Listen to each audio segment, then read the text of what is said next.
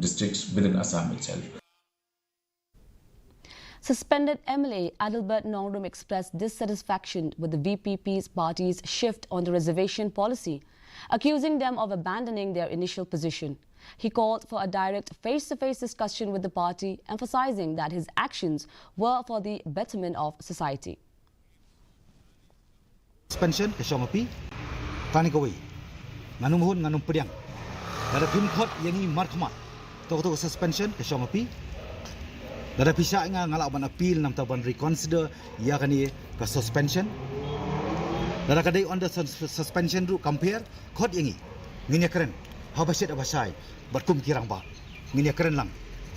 Dada kadai, banga ngabakla, ngong leba jofi media, ngan pan map, ngan dem.